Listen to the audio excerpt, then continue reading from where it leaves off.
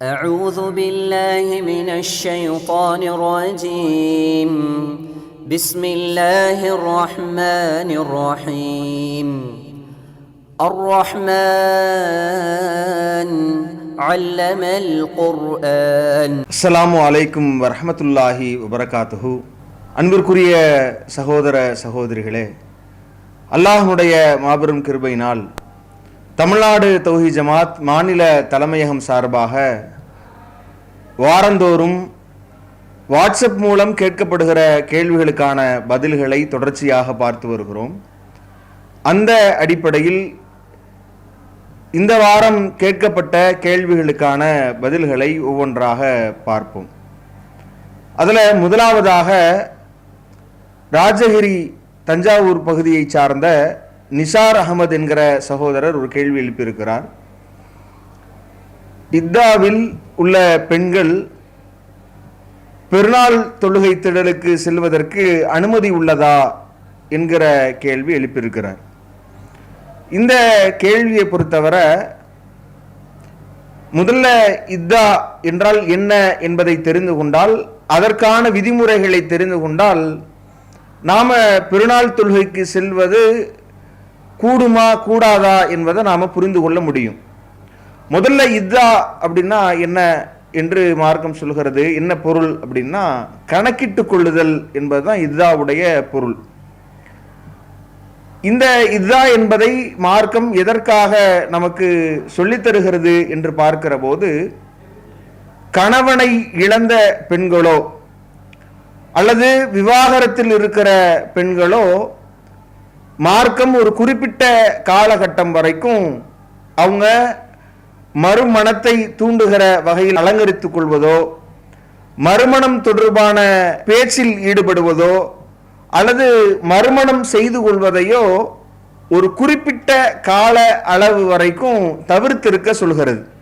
பொதுவாக பெண்களே ஒரு மன முறிவுக்கு பிறகு, அது கணவன் இறப்பினாலோ அல்லது மன வாழ்க்கையிலிருந்து விவாகரத்து மூலமாக பிரிந்திருந்தாலோ அவர்கள் மனதளவில் தயாராவதற்கும் ஒரு காலகட்டம் தேவைப்படுகத்தான் செய்கிறது. இப்படி இருக்கிற நிலையில் ஒரு குறிப்பிட்ட கால அளவு அவங்க காத்திருப்பு காலம் அதை கணக்கிட்டு கொண்டு அந்த காத்திருப்பு காலத்திற்கு பிறகு மறுமணம் செய்து கொள்ளலாம் என்கிற அந்த காத்திருப்பு காலத்தை தான் இத்தா என்று மார்க்கம் சொல்கிறது.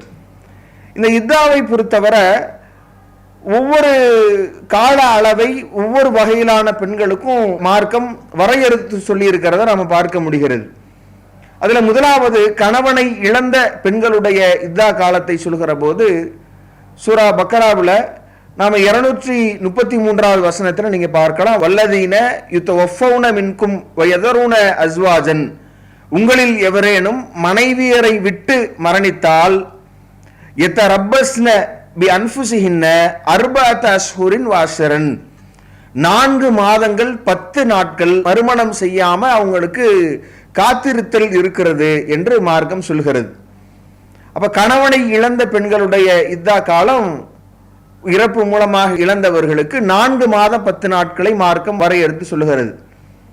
இதே விவாகரத்து செய்யப்பட்ட பெண்களாக இருந்தால், கணவன் மூலமாக கணவனால் விவாகரத்து செய்யப்பட்ட பெண்களாக இருந்தால் அல்லாஹ் சொல்லும் பொழுது வல் முத்தல்லகாத்து யதரப்பஸ்ன பி அன்ஃபுஸிஹின்ன ஸலாஸத குரூஇன், 3 மாதவிடாய் காலம் அவங்க அந்த காத்திருத்தல் இத்தா என்கிற அந்த கால வரையறையை மார்க்கம் சொல்லுகிறது. இதுல மாத விலக்கு அற்றவர்கள் என்று சொல்லக்கூடியவர்களிடத்திலேயே சந்தேகம் ஏற்பட்டாலும் அதே காலகட்டம் இருக்க வேண்டும் என்பதை மார்க்கம் சொல்லுது. ஹுலா மூலமாக பெண்கள் கணவனை பிரிகிற சூழல் ஏற்படுகிற போது அவர்களுக்கான இத்தா காலத்தை அல்லாஹ்வுடைய தூதர் சொல்வதை திருமதியில 1106வது செய்தியாக நாம பார்க்கலாம். இப்னு அப்பாஸ் ரலியல்லாஹு அன்ஹு அறிவிக்கிறாங்க. அதில் அல்லாஹ்வுடைய தூதர் சொல்லும் பொழுது ஃபஅமரஹன் நபியு ஸல்லல்லாஹு அலைஹி வஸல்லம் அன் தஅத்தத பி ஹைலத்தின், 1 மாத விடாய் காலம் அவங்களுக்கு அந்த இத்தாவுடைய காத்திருத்தல் காலம் இருக்கிறது என்று சொல்றாங்க. இப்ப ஒவ்வொருவருக்கும் ஒவ்வொரு மாதிரியான காலக்கெடுவை மார்க்கம் நிர்ணயம் செய்கிறது என்பதை நாம பார்க்கிறோம்.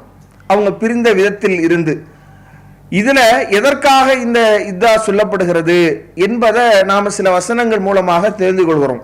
ஏன்னா இதில் கர்ப்பிணியாக இருக்கிற பெண்களுக்கான கால அளவை திருமறை குர்ஆன் குறிப்பிடுகிற போது ஊலாத்துல் அஹ்மாலி அஜலுஹுன்ன ஐயலன ஹமலஹுன்ன, கர்ப்பிணிகளுக்கான கால கெடுவை பொறுத்தவரை அவர்கள் பிரசவிப்பதுதான் அவர்களுடைய காலக்கெடு என்று சொல்கிறது. உதாரணத்திற்கு இப்ப ஒருவர் கணவர் மரணிக்கிற போது நிறைமாத கர்ப்பிணியாக இருந்தால் அவர்கள் குழந்தை பெற்றெடுத்த உடனேயே அவங்க திருமணத்தை செய்து கொள்ளலாம்.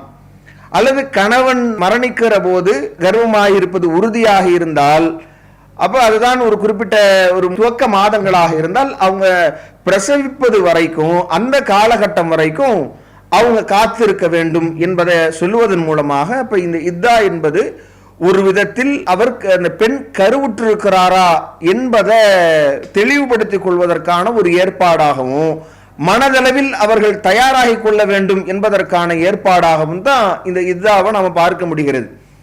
ஆனா இந்த இத்தாவை பொறுத்தவரை இன்றைக்கு மார்க்கம் அந்த காத்திருப்பு காலம் என்பது திருமணம் சார்ந்த பேச்சுவார்த்தையில் ஈடுபடுவதோ, திருமணத்திற்கான ஏற்பாடான அந்த அலங்காரங்களை வெளிப்படுத்திக் கொள்வதோ, அல்லது திருமண ஒப்பந்தத்தை செய்வது, திருமணத்தை உறுதி செய்வது, திருமணம் செய்து கொள்வது என்பதைத்தான் மார்க்கம் தடை செய்திருக்கிறதே ஒழிய, இன்றைக்கு இஸ்லாத்தின் பெயரால பல கொடுமைகளும் மூட நம்பிக்கைகளும் இந்த இத்தாவின் பெயரில் செயல்படுத்தப்பட்டுவதை நம்ம பார்க்க முடிகிறது.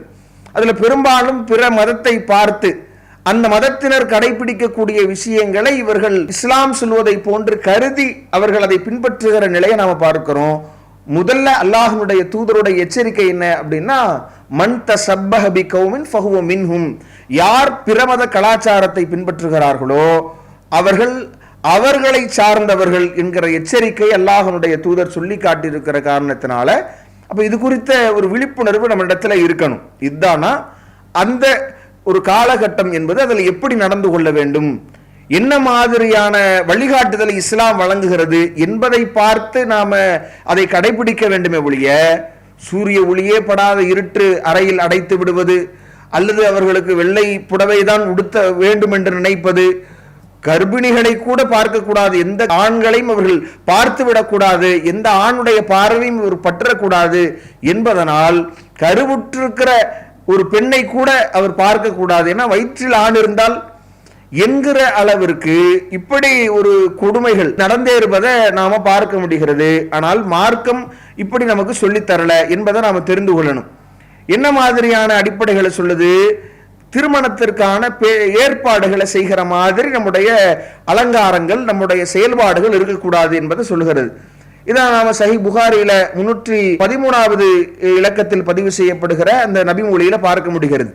அல்லாஹ்வுடைய தூதர் சொல்கிறார்கள், குன்னா நுன்ஹா அன் நுஹித்த அலா மையத்தின் ஃபௌக ஸலாஸின் இல்லா அலா ஜௌஜின் அர்பஅத அஷ்ஹுரின் வஅஷ்ரன். அவங்களுடைய வீட்டார்களை பொறுத்தவரை யாராக இருந்தாலும் ஒருவரை இழந்ததற்கு பிறகு 3 நாட்களுக்கு மேல அவங்க துக்கம் அனுஷ்டிக்க கூடாது. யாரை தவிர அப்படின்னா அலா ஜௌஜின், அவருடைய துணைவியரை தவிர.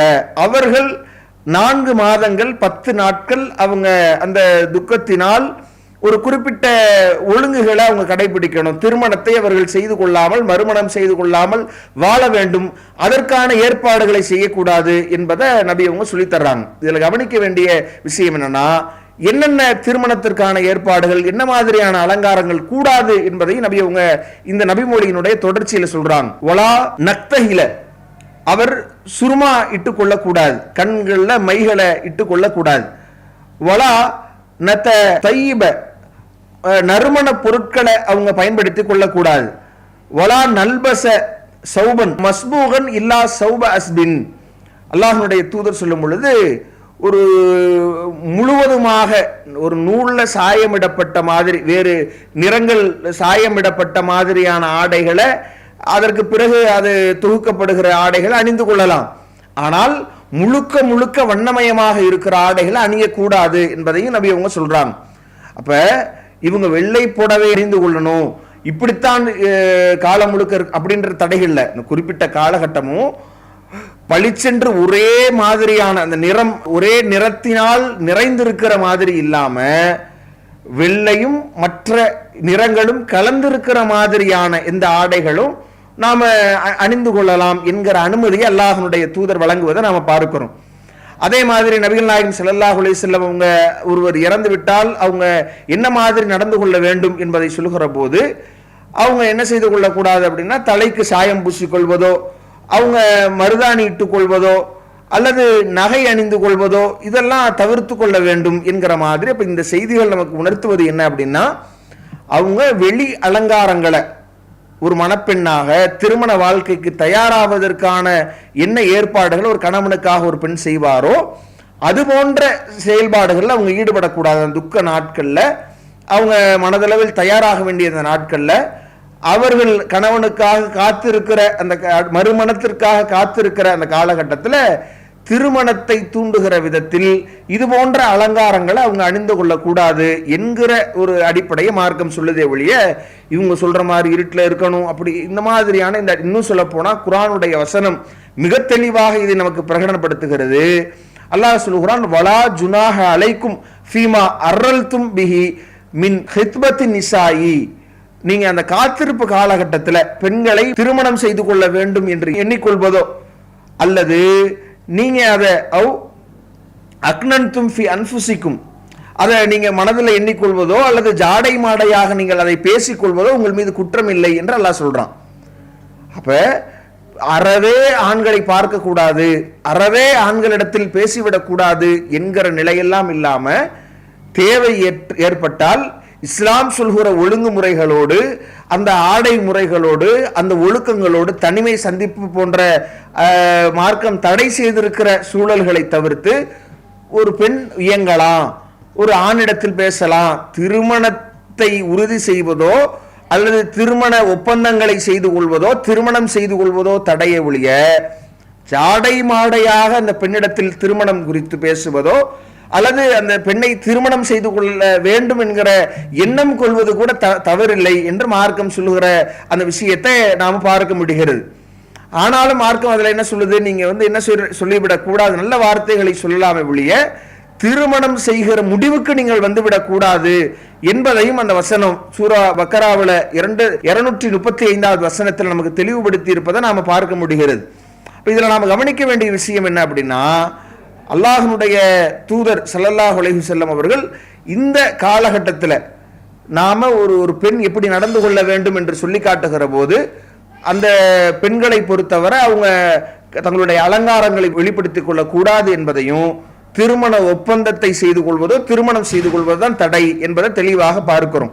இன்னும் தெளிவாக அல்லாஹ்வுடைய தூதரிடத்திலேயே நிறைய சம்பவங்களை நம்ம பார்க்கிறோம். நபி அவர்களிடத்துல கணவரை இழந்த பெண்கள் அல்லாஹ்வுடைய தூதரிடத்தில் உரையாடுவதை போன்ற, முறையிடுவதை போன்ற, சட்டம் கேட்பதை போன்ற எவ்வளவோ பல செய்திகளை நம்ம பார்க்கிறோம். இன்னும் சொல்ல போனா நபிகள் நாயகம் ஸல்லல்லாஹு அலைஹி வஸல்லம் அவங்க சில அனுமதிகளையும் அவங்க அளித்திருப்பதை நாம் பார்க்கிறோம்.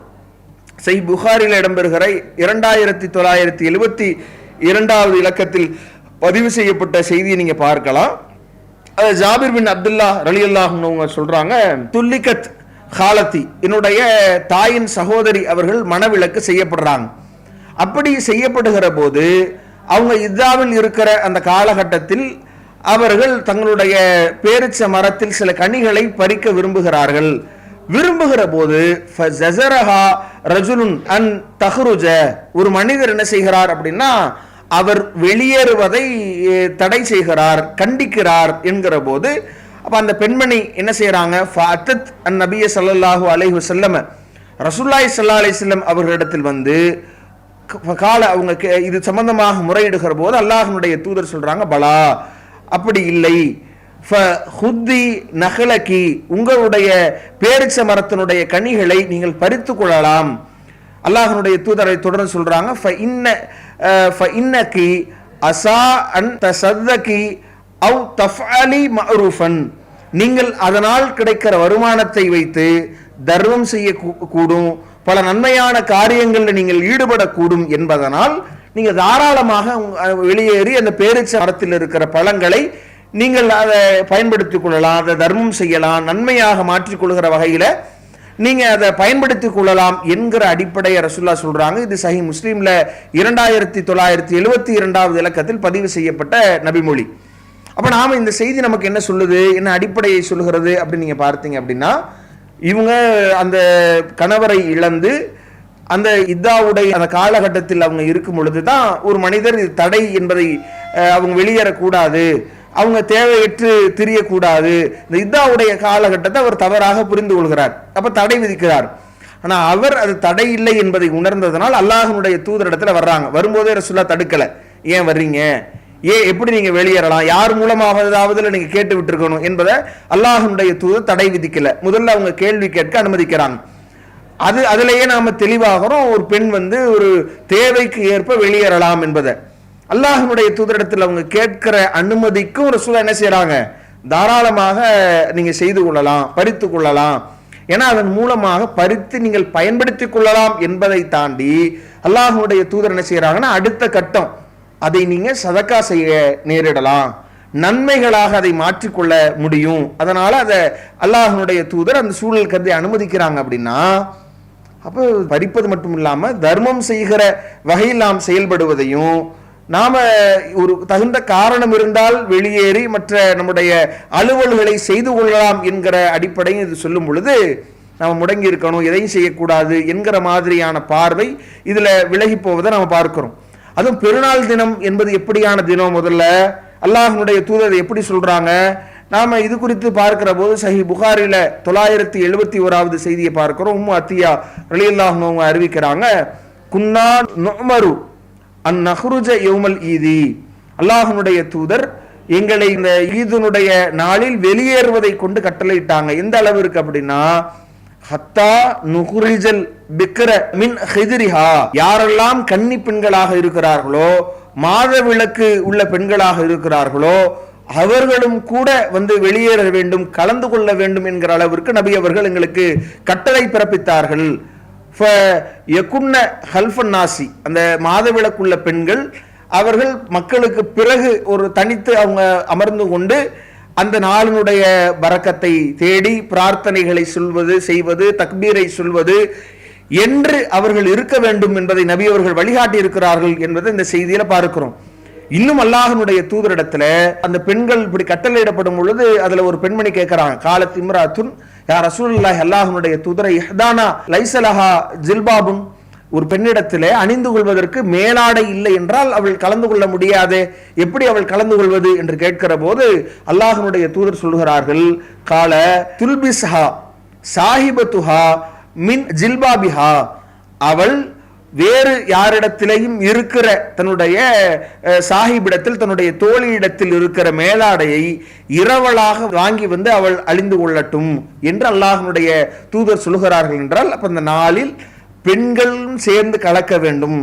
மாதவிலக்கு இருக்கிற பெண்கள் பள்ளிவாசலுக்கு வருகை தரக்கூடாது என்று அல்லாஹ்வுடைய தூதர் தடுத்திருந்தும் கூட அவர்கள் கூட அந்த நாளினுடைய பரக்கத்தை தேடுவதற்கு வெளியேற வேண்டும். தொழுகையில் பங்கேற்க முடியவில்லை என்றாலும் கூட அவர்கள் பின்னால் அமர்ந்து கொண்டு அந்த நாளினுடைய பரக்கத்தை வேண்டுவதும், அன்றைக்கு துஆ செய்வதும், தக்பீரை சொல்லுவதும் அல்லாஹ்வுடைய தூதர் அதை செய்வதற்கு வழிகாட்டி இருக்கிறார்கள் என்கிற போது அப்ப அந்த நாளினுடைய அதில் பெண்கள் கலந்து கொள்வதனுடைய முக்கியத்துவத்தை நாம் உணர்வதை பார்க்க முடியுது.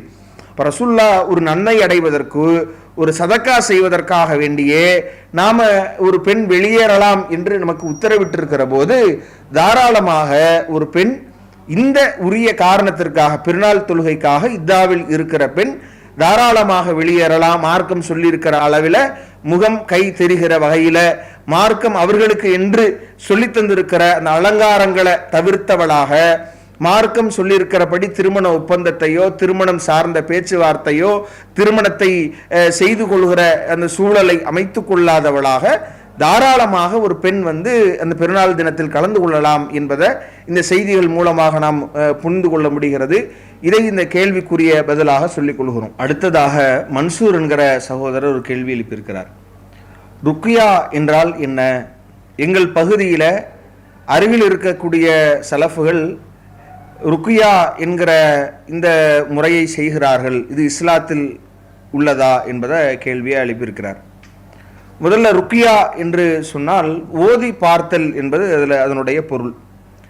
எப்படி நோய் நொடிகளுக்காக மார்க்கம் நம்மை மருத்துவம் பார்ப்பதை வலியுறுத்தி இருக்கிறதோ, எந்த நோய்க்கும் அதனுடைய மருந்து இல்லாமல் இறைவன் படைக்கவில்லை, அதனால உரிய மருத்துவத்தை நாம் எடுக்கிற போது இறைவனுடைய ஆற்றலினால், இறைவனுடைய அனுமதியினால் இறைவன் அந்த நோய்க்கான நிவாரணத்தை அளிக்கிறான் என்கிற நம்பிக்கையோடு மருத்துவத்தை மார்க்கம் எடுக்க சொல்கிற மாதிரி இறைவனிடத்திலேயும் நாம இறைவனை சார்ந்து ஓதி பார்ப்பதையும் மார்க்கம் நமக்கு அனுமதித்து இருக்கிறது.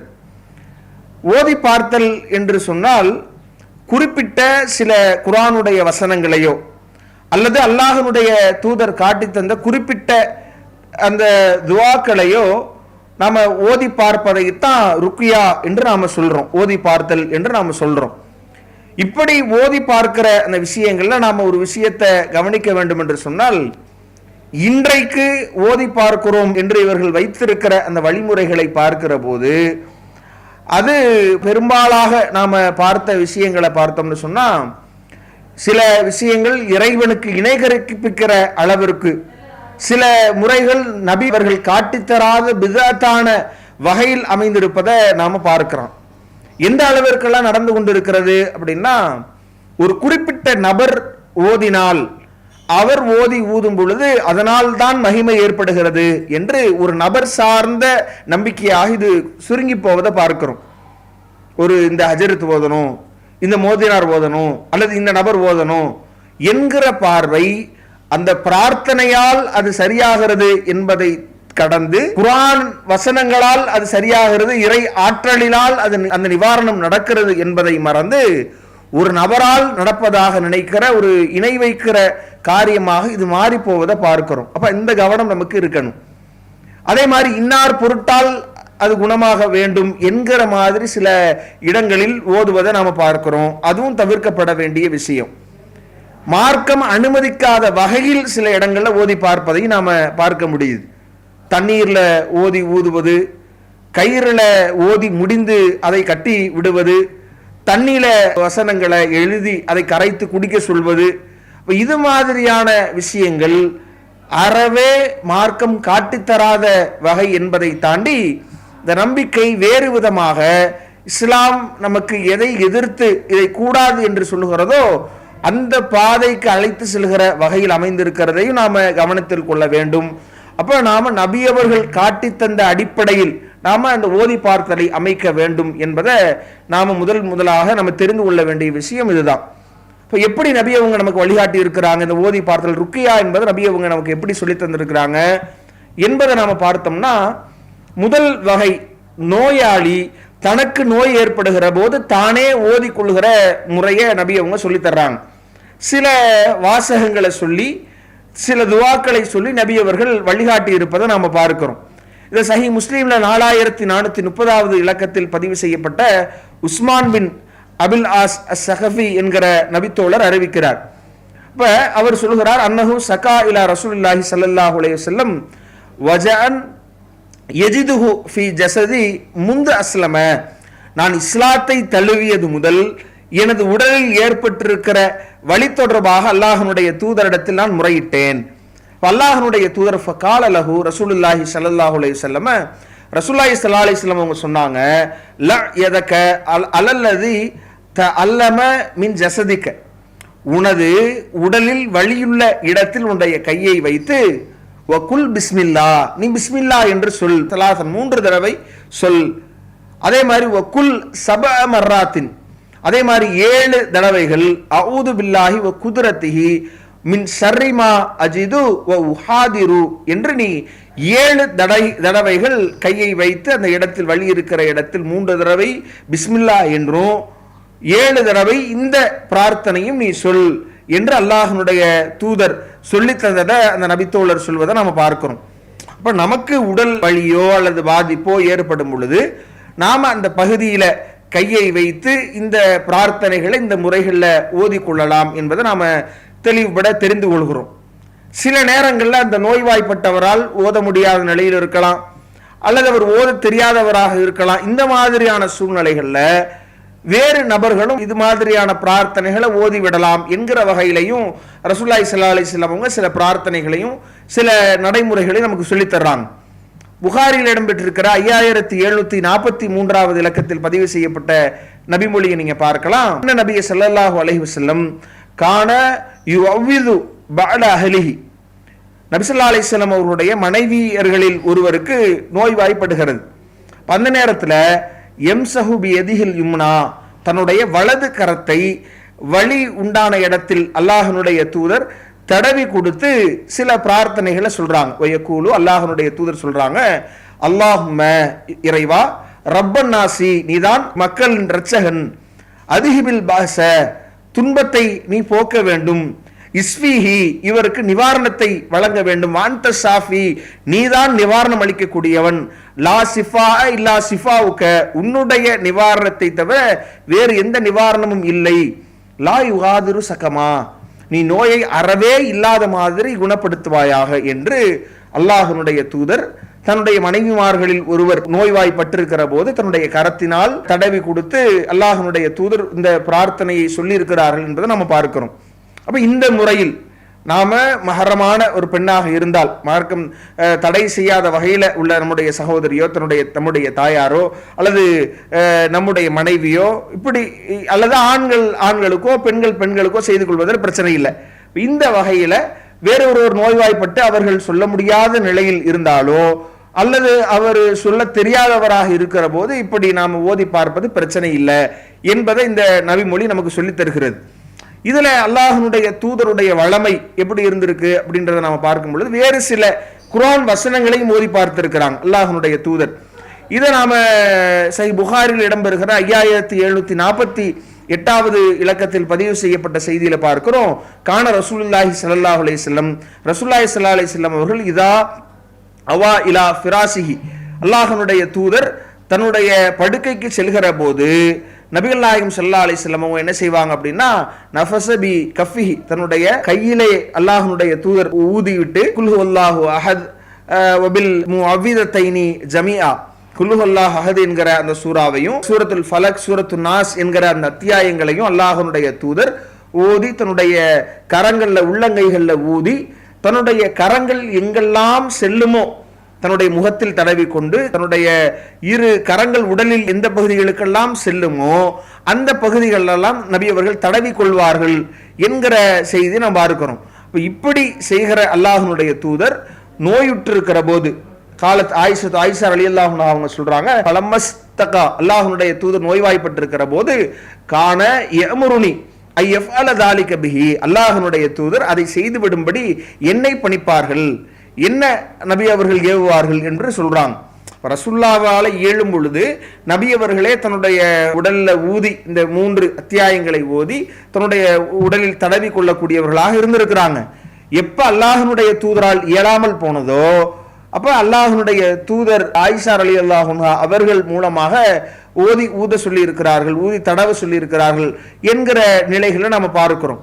அப்ப இப்படி நாம செய்து கொள்கிற வகையில இப்ப இந்த ரெண்டு செய்திகளும் நமக்கு சொல்லக்கூடிய தகவல் என்னன்னா, இந்த குர்ஆன் வசனங்களையோ அல்லது இந்த குறிப்பிட்ட அந்த அல்லாஹ்வுடைய தூதர் காட்டி தந்திருக்கிற இது போன்ற பிரார்த்தனைகளையோ இந்த முறையில் நபி அவங்க எப்படி நடைமுறைப்படுத்தி இருக்கிறாங்களோ அந்த விதத்தில் தானோ அல்லது நோய்வாய்ப்பட்டவரோ அல்லது நோய்வாய்ப்பட்டவர் சொல்ல முடியாத சூழல்ல பிறரோ இன்ன முறையில் ஓதி கொள்ளலாம், ஓதி பார்த்து கொள்ளலாம் என்கிற செய்தியை நாம என்கிற விஷயத்தை இதன் மூலமாக அறிந்து கொள்கிறோம். இதுல தெரிந்து கொள்ள வேண்டிய மற்ற சில விஷயங்கள் என்னன்னா, இப்போ ஓத தெரியாதவர்கள் சில நேரங்களில் மாற்று மதத்தை சார்ந்தவர்களாக இருக்கலாம். ஓதுகிற போது இன்றைக்கு அது தொழிலாக ஒரு வருமானம் பார்க்கக்கூடிய ஒரு சூழல் உருவாகி போயிருக்கிறதையும் பார்க்கிறோம். அதே நேரத்தில் எதையெல்லாம் ஓதி பார்க்க வேண்டும் என்கிற அந்த அணுகுமுறை சம்பந்தமாக இன்னும் ஒரு நபிமொழியை நம்ம பார்க்கிறோம். சஹீஹ் புகாரில் இடம்பெறுகிற 2276வது இலக்கத்தில் பதிவு செய்யப்பட்ட அந்த நபிமொழியை நாம பார்க்க முடியுது. அந்த செய்தியில நாம பார்க்கும் பொழுது அல்லாஹ்வுடைய தூதருடைய தோழர்கள் என்ன செய்யறாங்கன்னா, அரபு பிரதேசத்துல ஒரு கூட்டத்தார் இடத்துல தங்குறாங்க. அங்கு அவங்க விருந்தளித்து உபசரிக்க மறுக்கும் பொழுது அந்த கூட்டத்தின் தலைவர் ஒருவருக்கு தேள் கொட்டப்படுகிறது. இப்ப அந்த நேரத்தில் அவர்கள் உங்கள்கிட்ட ஏதாவது மருந்தோ அல்லது உங்கள ஓதி பார்க்கக்கூடியவரோ இருக்கிறீங்களா என்று கேட்கும் பொழுது, நீங்க இந்த மாதிரியான ஒரு கூலியை தருவதாக நிர்ணயித்தால், ஏன்னா இவங்களுக்கு இப்ப உணவு தேவை ஏற்படுகிறது, விருந்தாளிகளாக இவங்க போறாங்க, இப்ப இவங்களுக்கு உணவு தேவை ஏற்படுது, அவங்க தர மறுக்கிறாங்கன்னும் பொழுது எங்களுக்கு கூலியாவது நீங்க தந்தா நாங்க அதை செய்கிறோம் என்கிற மாதிரி சொல்லும் பொழுது அது தரப்படுவதாக அவங்க சொல்றாங்க. இவங்களும் ஓதி பார்க்கிறாங்க, அல்ஹம்து சூராவை ஓதி பார்க்கிறார்கள். அல்ஹம்துலில்லாஹி ரப்பில் ஆலமீன் என்கிற அந்த அல்ஹம்து சூராவை ஓதி அவர் பார்க்கிற போது அவருக்கு நோய் குணமடைந்து விடுகிறது என்கிற போது அவர்கள் என்ன செய்யறாங்கன்னா அவங்க குறிப்பிட்டபடி அந்த ஆடுகளை கொடுக்குறாங்க.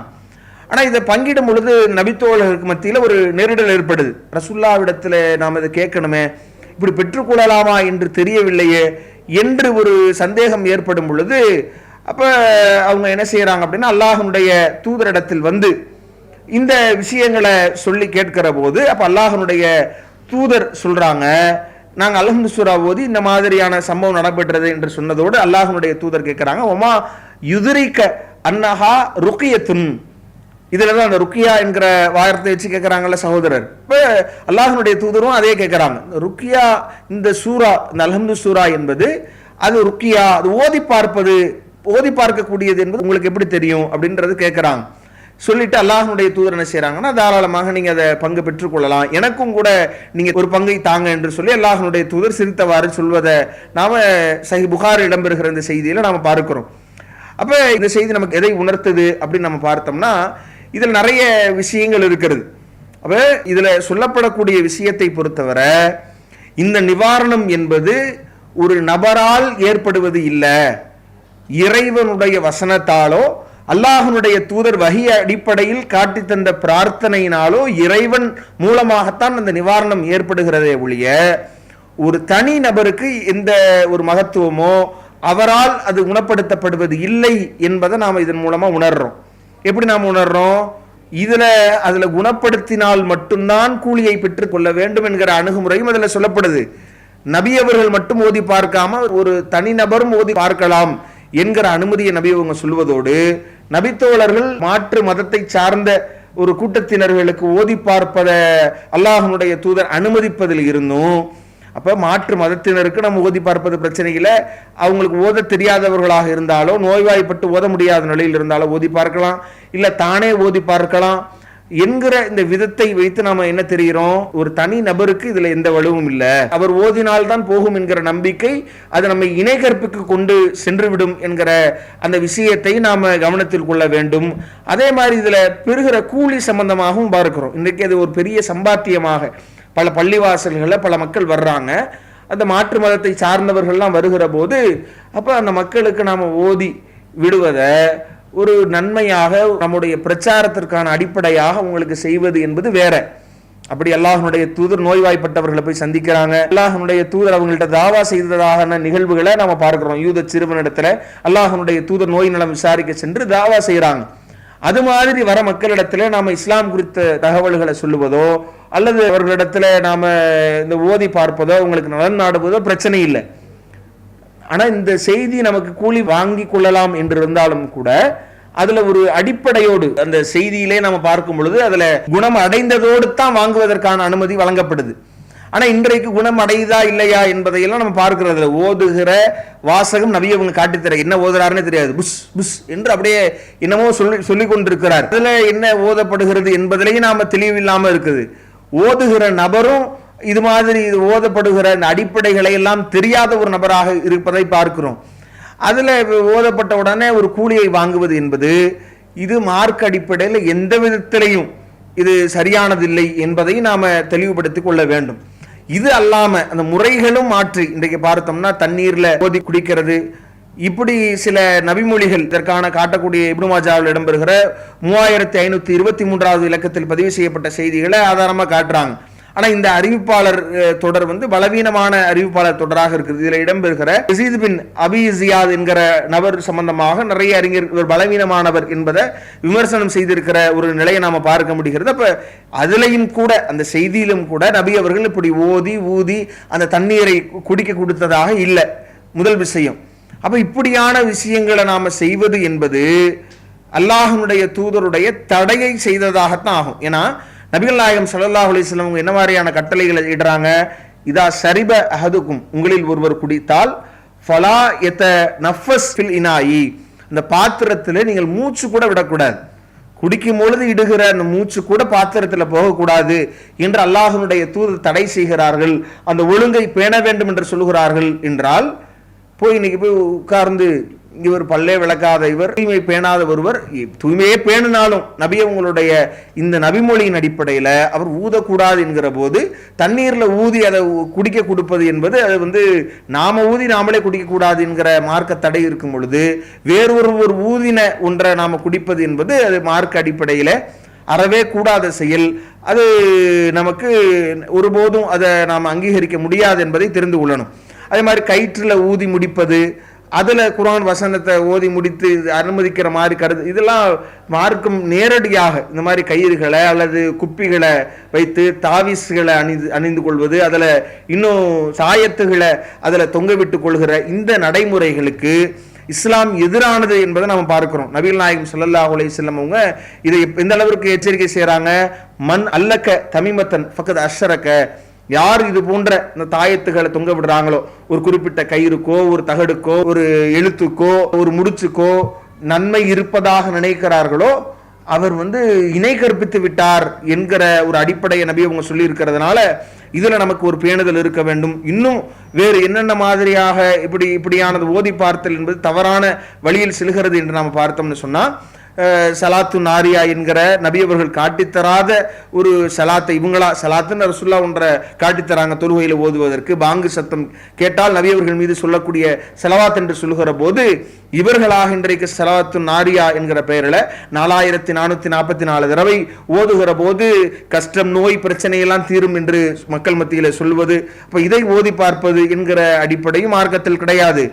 இன்னும் சொல்ல போனா இது மாதிரி மஞ்சில் என்கிற பெயரில் ஒரு புத்தகம் வச்சிட்டு அதுல குறிப்பிட்ட அத்தியாயங்கள் இடம்பெற செய்து அந்த அத்தியாயங்களை ஓதுகிற போது இன்ன மகிமையை இன்ன நோயிலிருந்து நாம நீங்கிக் கொள்ளலாம், இன்ன கஷ்டங்களிலிருந்து நீங்கிக் கொள்ளலாம் என்று சொல்லுகிற இது போன்ற எந்த ஓதி பார்த்தலுக்கும் மார்க்கம் அறவே அனுமதி அளிக்கல. நபிகள் நாயகம் ஸல்லல்லாஹு அலைஹி வஸல்லம் அதை காட்டித்தரல.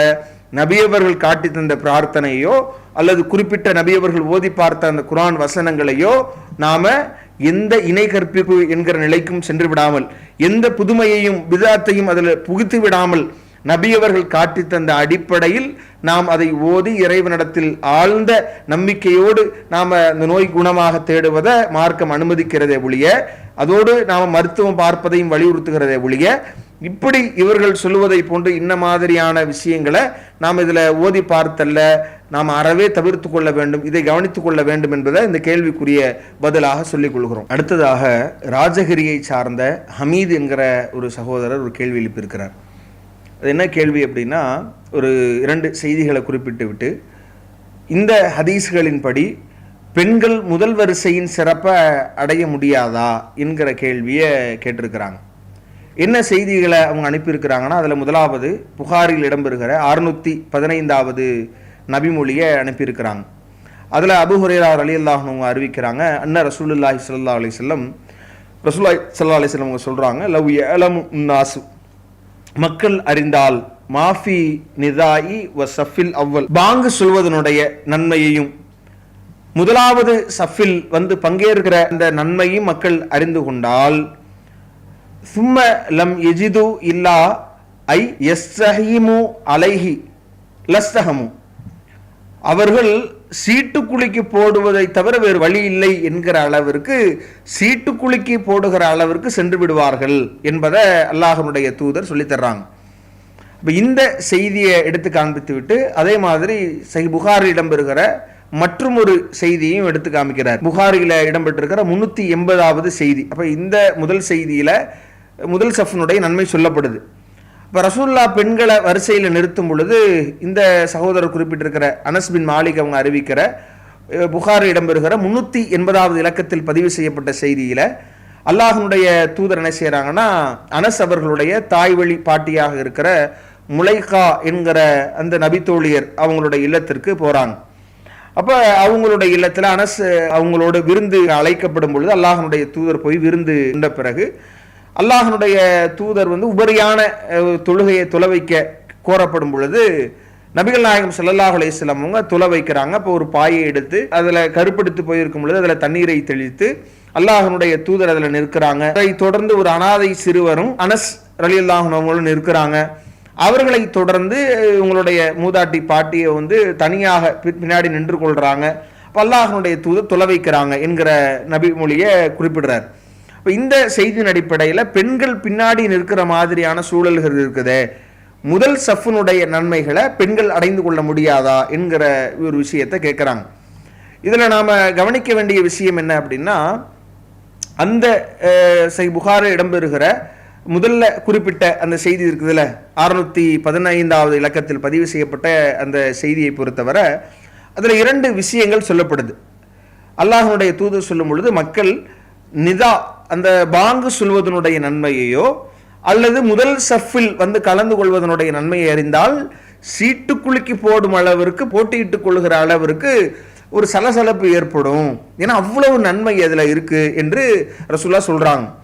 இப்போ இந்த செய்தியை நாம் எப்படி புரிந்து கொள்வது அப்படின்னா, முதல்ல இது ஆண்களுக்கான செய்தி என்பதை நாம் முதல்ல புரிந்து கொள்ளணும். இது எப்படி நாம் புரிந்து கொள்ள முடியுது அப்படின்னா, அல்லாஹ்வுடைய தூதர் ஆண்கள் தொழுகைக்கு பள்ளிவாசலுக்கு வருவது குறித்து நமக்கு சொல்லி காட்டுகிற போது சஹீஹ் புகாரில இடம்பெறுகிற 477வது இலக்கத்தில் நீங்கள் பார்க்கலாம்.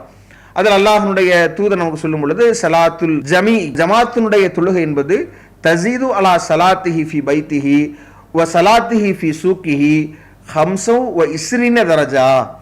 ஒருவர் தன்னுடைய இல்லத்திலேயோ அல்லது தன்னுடைய அந்த கடை வீதிகளிலேயோ அவர் தன்னுடைய கடை தெருவிலேயோ தொழுவதை விட பள்ளிவாசலில் ஜமாத்தோடு தொழுவது என்பது அவருக்கு 25 மடங்கு, வேறு சில செய்திகளில் 27 மடங்கு, 27 நன்மைகள் இல்லை, 27 மடங்கு நன்மையை பெற்றுத்தரும் என்பதை நபி அவங்க சொல்றாங்க. அப்ப ஒரு ஆண்களை பொறுத்தவரை அவங்களுக்கு வந்து பள்ளிவாசலில் தொழுவதை மார்க்கம் வலியுறுத்துது. அவங்க வந்து கடை வீதியில் அவங்க தொழக்கூடாது, வீடுகளில் தொழக்கூடாது, ஜமாத்தோடு தான் அந்த கடமையான தொழுகைகளை அவங்க பக்கத்தில் இருக்கிற பள்ளிவாசல்களில் தான் பாங்கு சத்தம் கேட்கிற அளவில் பள்ளிவாசல் இருந்தால் அந்த பள்ளிவாசல்களில் வந்து தான் அவர் வந்து தொழுகணும் என்கிற அடிப்படையை மார்க்கம் சொல்லுது. பள்ளிவாசலுக்கு வராமல் வீட்டில் இருப்பவர்களை நபி அவங்க எச்சரிக்கையும் செய்கிறாங்க. யார் பாங்கு சொல்லப்பட்டு இகாமத் சொல்லப்பட்டு அதற்கான ஆள் நியமிக்கப்பட்டு பள்ளிவாசலுக்கு வருகை தராமல் இருக்கிறாங்களோ அவங்களுடைய வீடுகளை கொளுத்த நான் எண்ணினேன் என்று அல்லாஹ்வுடைய தூதர் சொல்றாங்க. இப்போ பள்ளிவாசல்ல ஆண்கள் வந்து தொழுவதை நபி அவங்க வலியுறுத்துறாங்க. அதுல நன்மையை சொல்லி இருக்கிறாங்க, இன்னும் நிறைய நன்மைகளையும் சொல்றாங்க. இப்போ இன் அஹதுக்கும் இதா தவல்ல அஹ்சன, ஒரு அழகான முறையில் ஒழு செய்து அத்தல் மஸ்ஜித, அவர் பள்ளிவாசலுக்கு வராரு, லா யுரீது இல்ல சலாத், தொழுகை தவிர வேறு எந்த நோக்கமும் அவருக்கு இல்லை. அப்போ இப்படி இருக்கும் பொழுது அல்லாஹ் என்ன செய்யணும், இல்லா ரஃபாஹுல்லாஹு பிஹா தரஜதன், அவருக்கு அல்லாஹ் வந்து தரஜாவை உயர்த்துறான். ஹத்த அன்ஹு ஹத்தியத்தன், அவருக்கு அல்லாஹ் ஒரு தீமையை மன்னிக்கிறான். ஹத்தா எதுகுலுல் மஸ்ஜித், அவர் பள்ளிவாசலுக்குள் நுழைஞ்சு இந்த காரியங்களில் அவர் ஈடுபடுகிற அந்த காலகட்டம் வரைக்கும் இந்த மாதிரியான நன்மைகள் அவர் பெறுகிறார் என்று நபி அவங்க சொல்லுவதாக இருக்கட்டும்.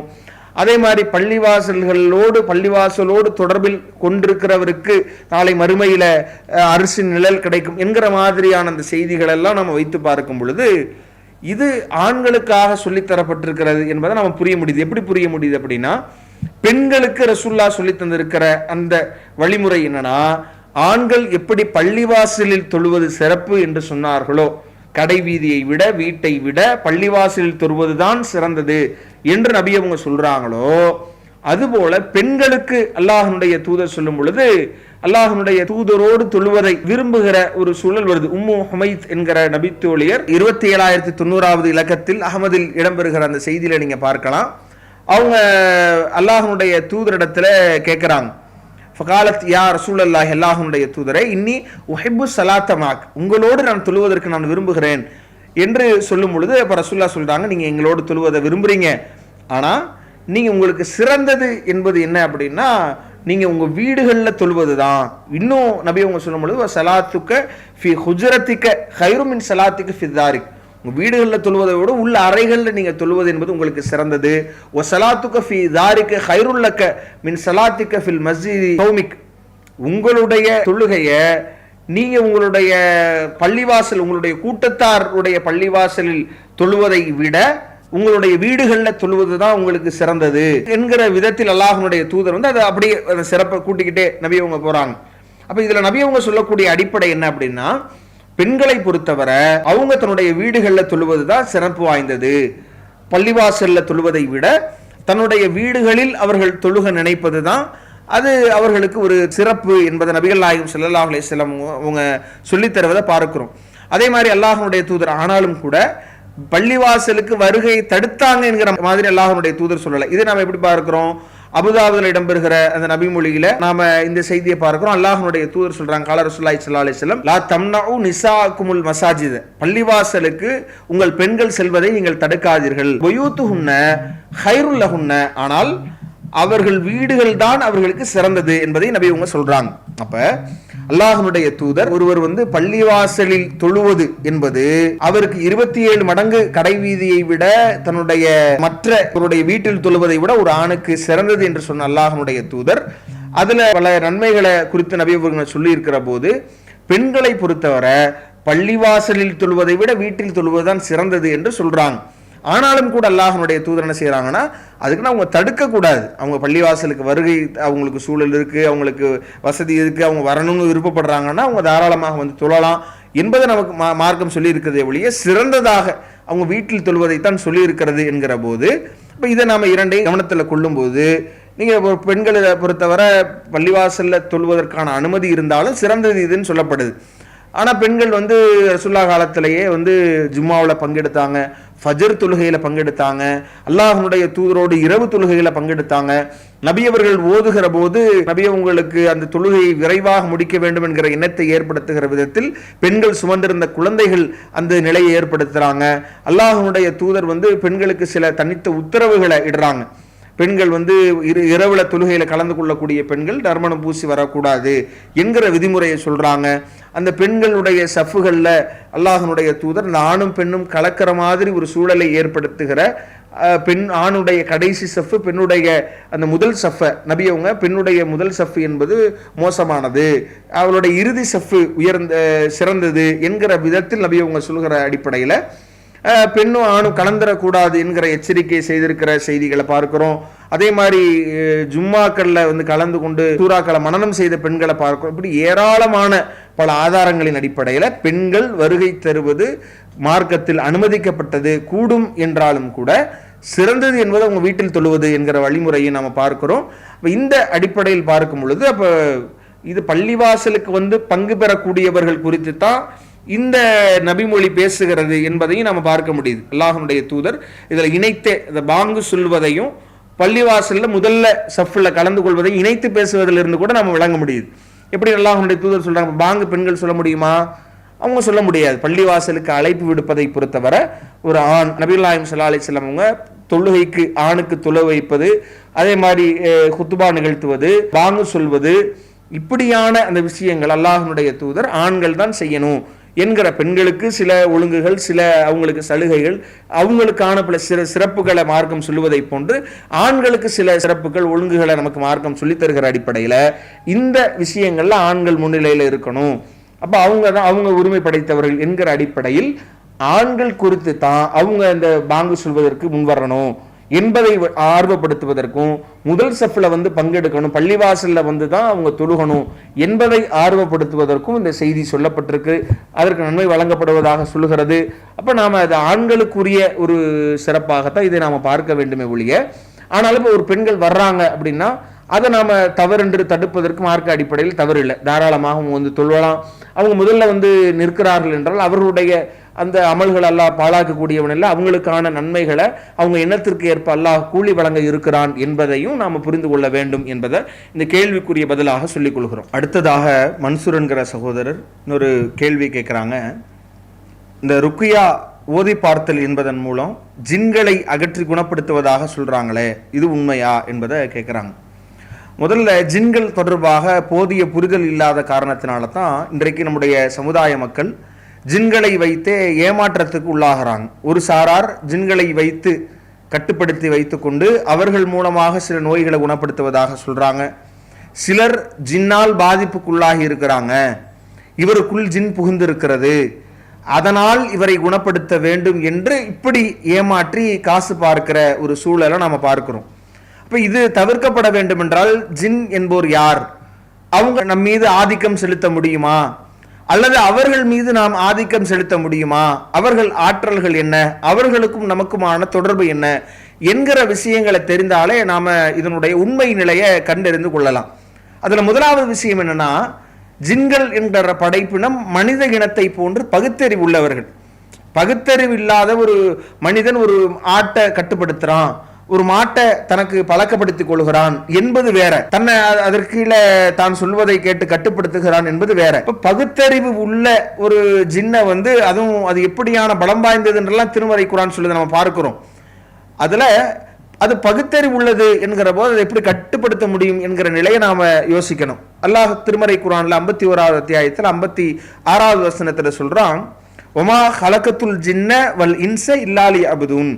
எப்படி மனித இனத்தை அல்லாஹ்வை வணங்குவதற்காக இறைவன் படைத்தானோ, ஜின் இனத்தையும் அதற்காகவே அல்லாஹ் படைத்ததாக சொல்லி காட்டுறான். அப்ப அவர்களுக்கும் அறிவு, சிந்தனை இதெல்லாம் இருக்கிற வகையில இறைவனை அவர்கள் வணங்க வேண்டும், வணங்கி வழிபட வேண்டும், இல்லை என்றால் அவங்களுக்கு நரகம் கொடுக்கப்படும் என்கிற விஷயத்தை மார்க்கம் பல இடங்கள்ல சொல்லி காட்டுது. அல்லாஹ்வுடைய தூதரிடத்தில் சொல்லும் பொழுதும் கூட அல்லாஹ்வுடைய தூதர் குர்ஆனை ஓதுகிற போது அதை செவியேற்று அவர்கள் இன்ன பிறருக்கு இந்த ஜின்கள் அச்சமூட்டி எச்சரிக்கை செய்தார்கள் என்கிற வசனங்களை திருமறை குர்ஆன்ல நம்ம பார்க்கிறோம். அதே மாதிரி ஜின்களும் தவறு செய்யக்கூடியவர்கள் நரகத்திற்கு செல்வார்கள் என்கிற விஷயங்களை எல்லாம் நாம திருமறை குர்ஆன்ல நாம பார்க்க முடிகிறது. அப்ப இப்படியான சிந்தனைக்கு உள்ளானவர்கள், சிந்திக்கக்கூடிய தன்மை படைத்த ஒரு படைப்பினம் என்பதை நாம தெரிகிறோம். இரண்டாவது, மனிதரை போன்று சிந்திக்கக்கூடியவர்கள் என்பதை தாண்டி மனிதனை தாண்டிய ஆற்றல் மிக்கவர்கள் என்பதையும் நாம குர்ஆனுடைய வசனங்கள் மூலமாக நாம தெரிந்து கொள்கிறோம். இதை எப்படி நாம பார்க்க முடியுது அப்படின்னா, 27வது அத்தியாயத்தினுடைய 38வது வசனத்திலிருந்து அந்த ஜின்னுடைய அந்த ஆற்றல்கள் தொடர்பாக நாம பார்க்கிறோம்.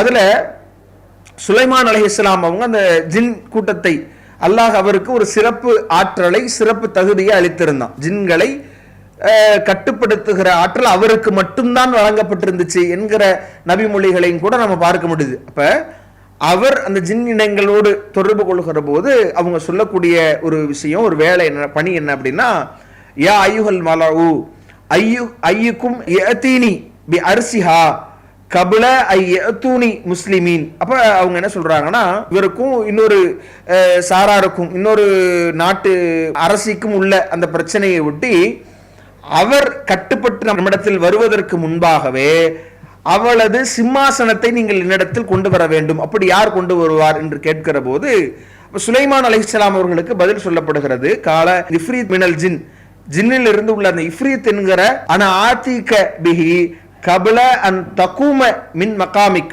உங்களுடைய இடத்திலிருந்து நீங்கள் எழுவதற்கு முன்னால் நான் அதை கொண்டு வந்து விடுவேன் என்று அவர் சொல்றார். சொன்னதோடு அடுத்து மற்றொரு ஜின் சொல்லக்கூடிய வார்த்தை என்னன்னா, நீங்க அன் தரத்து இலைக்க தர்ஃபுக், உங்களுடைய அந்த பார்வை கண்மூடி திறப்பதற்குள்ளாக நான் கொண்டு வந்து விடுவேன் என்று அந்த ஜின்னுடைய பதிலை நாம் பார்க்க முடியுது.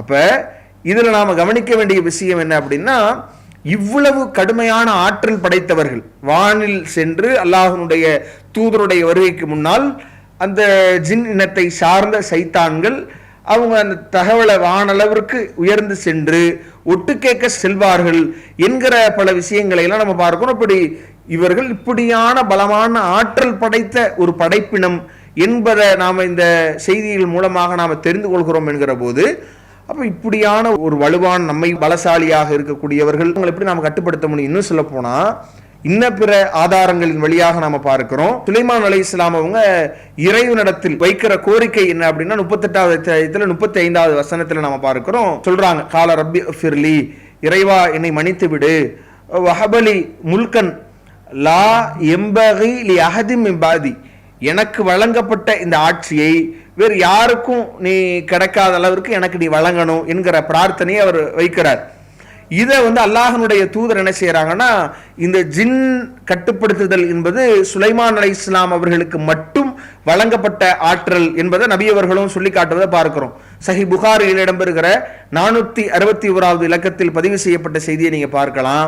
அல்லாஹ்வுடைய தூதர் ஒரு ஜின்ன நபி அவங்க தூதர் என்கிற அடிப்படையில் அந்த ஒரு ஜின் அல்லாஹ்வுடைய தூதர், அவர்கள் ஜின்னுக்குமான தூதர் என்கிற விதத்தில் நபியவங்க சில நேரங்கள்ல பார்க்கக்கூடிய வாய்ப்பை இறைவன் ஏற்படுத்தி தருவான். எந்த மாதிரினா, அல்லாஹ்வுடைய தூதர் என்ன செய்யறாங்க அப்படின்னா, ஒரு ஜின்ன பார்க்கிறாங்க. பள்ளிவாசனுடைய தூண்களில் ஒன்றை கட்டி வைக்க நினைக்கிற போது அப்ப அல்லாஹ்வுடைய தூதர் சுலைமான் அலைஹிஸ்ஸலாம் அவங்க கேட்ட பிரார்த்தனை ரசூலுல்லாவுக்கு நினைவுக்கு வந்தது, அதனால நான் அதை விட்டுட்டேன் என்று அல்லாஹ்வுடைய தூதர் சொல்கிற அந்த செய்தியை புகாரில 461வது இலக்கத்தில் நம்ம பார்க்க முடியுது.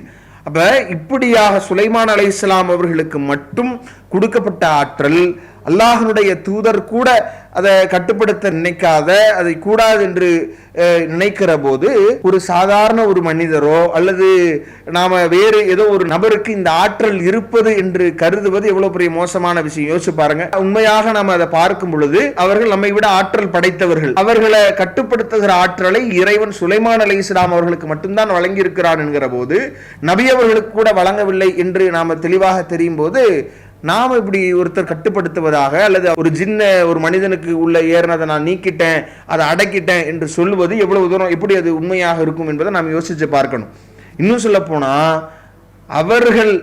அவர்களை நாம பார்க்க முடியாத ஒழிய அவர்கள் நம்மை பார்க்கிற நிலையில் தான் அல்லாஹ் படைத்திருக்கிறதாக சொல்றான்.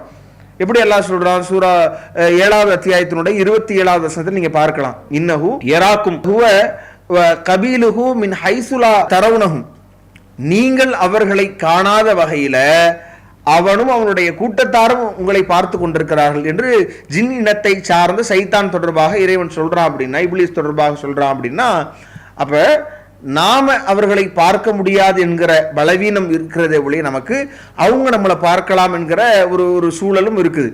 அப்போ இப்படி இறைவன் அந்த ஜின்கள் தொடர்பாக நமக்கு அறிமுகப்படுத்தும் பொழுது அந்த ஜின்கள் நம் மீது ஏதோ நம்மோடு அவங்களால அதிகபட்சமாக நம் மீது அல்லது வஸ்விசுஃபி சுதூரினாஸ் உள்ளத்தில் சில தீய எண்ணங்களை ஏற்படுத்த முடியுமே ஒழிய நமக்குள்ளாக வருவதோ நம் மீது ஆதிக்கம் செலுத்துவதோ நம்மை அவங்க ஆக்கிரமித்துக் கொள்வதோ நம் உடல் அவங்க மேலாடுவதோ இதெல்லாம் மார்க்க அடிப்படையில் இந்த நம்பிக்கைகளுக்கு எந்த அடிப்படை ஆதாரங்களும் இல்லை. அப்ப இது குறித்த நாம தெளிவு நம்ம இடத்துல இருக்கணும். இப்படி ஏமாற்றப்படாமல் இருக்க வேண்டும் என்றால் இப்ப ஜின்கள்னா இப்படியான ஒரு இனம், அவங்க நெருப்பால் படைக்கப்பட்ட ஒரு இனம், அவங்க பகுத்தறிவு சிந்திக்கிற ஆற்றல் படைத்த ஒரு இனம், அவங்களுக்கும் சொர்க்கம் நரகம் என்பது இருக்கிறது, அவங்களுக்கும் தூதர் வருகை இருந்துச்சு, அல்லாஹ்வுடைய தூதருடைய அவர்கள் தான் அந்த ஜின் இனத்திற்கும் அறிவுரை சொல்வதற்கு அனுப்பப்பட்டார்கள், அந்த ஜின் இனத்தை சுலைமான் அலைஹிஸ்ஸலாம் அவங்களுக்கு மட்டும்தான் கட்டுப்படுத்தப்பட்டு இருந்தது, அவங்கள நாம பார்க்க முடியாது, அவங்க நம்மளை பார்ப்பாங்க, அவங்கள வேறு யாரும் கட்டுப்படுத்த முடியாது, நம்மை விட பலசாலிகள். அப்ப இந்த விஷயங்களோடு நாம் அணுகுகிற போது இப்போ இப்படியான இந்த ஜின்னினத்தை குறித்து இந்த போதிய சரியான புரிதல் நமக்கு இருந்து விட்டது என்று சொன்னாலே அப்போ இப்படி இதை வைத்து காசு பார்க்கக்கூடிய இது மாதிரியான நிலைகள்ல இருந்து நாம தப்பித்துக் கொள்ளலாம். இப்போ மார்க்க அடிப்படையில் மார்க்கம் சொல்லியிருக்கிற ஓதி பார்த்தல் மூலமாக கூட நாம மார்க்கம் சொல்லுகிற ஏதாவது நமக்கு உள்ள நோவோ நமக்கு இருக்கிற நோயோ நமக்கு இருக்கிற உடல் வலியோ இதை நாம போக்கிக் கொள்வதற்கு இறைவனிடத்தில் பிரார்த்தனை செய்கிற விதத்தில் நபி அவர்கள் சொல்லி தந்திருக்கிறாங்க. அந்த குர்ஆன் வசனங்களை ஓதலாம், நம்ம நபி அவர்கள் சொல்லி தந்திருக்கிற அந்த துஆக்களை ஓதி நம்ம ஓதி பார்ப்பது அதை மார்க்கம் அனுமதித்திருக்கிறதே ஒழிய அதுவும் அதை மார்க்கம் சொல்லுகிற வரையறைக்குட்பட்டு அது இருக்கணும். ஒரு நபர் மீது நம்பிக்கை கொள்வதோ அல்லது வேறு மாதிரியான இணைவிப்பு காரியங்கள் அது புகழ்த்துவதோ இல்லாமல் மார்க்கம் காட்டி தந்திருக்கிற அடிப்படையில் தனக்கே அந்த குர்ஆன் வசனங்கள் தெரிந்த அல்ஹம்து சூராவையோ அந்த சூரா இஹ்லாஸையோ சூரத்துல் ஃபலக் சூரத்துல் நாஸ் என்கிற அத்தியாயங்களையோ நபியவர்கள் சொல்லி தந்த சில ஹதீஸுகள் இடம்பெற்றிருக்கிற நபியவர்கள் ஓதி பார்ப்பதற்காக சொல்லி தந்திருக்கிற பிரார்த்தனைகளையோ ஓதி பார்க்கலாமே ஒழிய அது இந்த மாதிரியான நோய்களை குணப்படுத்துவதற்கு ஏதுவாக அமையும். நாம் அதை மட்டும் அல்லாமல் மார்க்கம் வலியுறுத்தி இருக்கிற மருத்துவத்தையும் பார்க்க வேண்டுமே ஒழிய ஜின்கள் நம் மீது பூந்து விட்டதாக நினைப்பதையோ அது ஒரு தெளிவான மூட நம்பிக்கை, இஸ்லாத்திற்கு எதிரான நம்பிக்கை என்பதை தெரியணும். அதே மாதிரி ஜின்னை தான் கட்டுப்படுத்தி வைத்து அதன் மூலமாக ஒருவரை குணப்படுத்துவதாக கருதி வருவதோ இது மாதிரியான நம்பிக்கை மார்க்கத்திற்கு எதிரானது. மார்க்கம் இதை அறவே அனுமதிக்கவில்லை. இது இந்த மூட நம்பிக்கைகளிலிருந்து நாம தெளிவாக வெளியே வர வேண்டும் என்பதை இந்த கேள்விக்குரிய பதிலாக சொல்லிக் கொள்கிறோம். வாஹிர் தஅவானா அல்ஹம்துலில்லாஹி ரப்பில் ஆலமீன். அஸ்ஸலாமு அலைக்கும் வரஹ்மத்துல்லாஹி வபரகாத்துஹு. இஸ்லாம் மற்றும் சமுதாய செய்திகளை அறிந்து கொள்ள தமிழ்நாடு தௌஹீத் ஜமாஅத் யூடியூப் பக்கத்தை உடனடியாக சப்ஸ்கிரைப் செய்து கொள்ளுங்கள்.